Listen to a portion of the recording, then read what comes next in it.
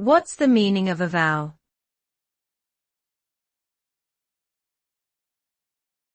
Avow.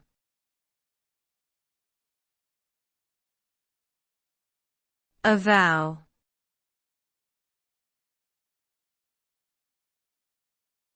Avow.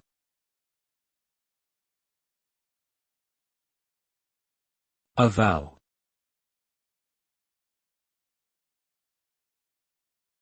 The word avow means to openly acknowledge or declare something, typically a belief, opinion, or intention.